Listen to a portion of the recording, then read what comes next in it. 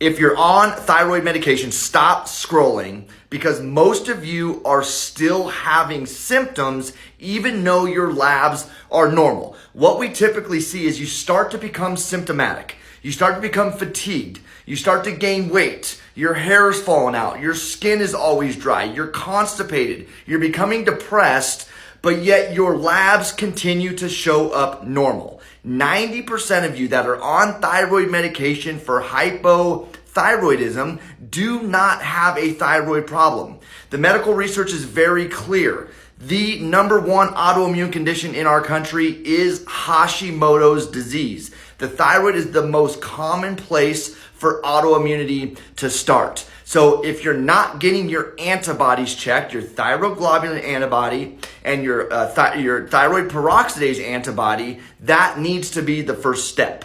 Now, if you've had those antibodies checked and they are positive, but yet your doctor says all you need to do is take your levothyroxine or take your Synthroid, this is why you're still dealing with symptoms. See, with Hashimoto's, same with Graves', you do not have a thyroid problem. You have an autoimmune condition. That means that your immune system is sending these antibodies up to destroy your thyroid. The more destruction to your thyroid over time, the less hormones that are able to be secreted. And so typically over time, we'll see those, the amount of Synthroid or the amount of levothyroxine that you need needs to go up to maintain your TSH and your free T4.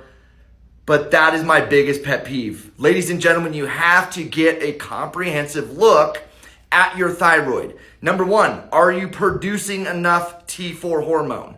Number two, are you converting that hormone? Remember, T4 is an inactive thyroid hormone.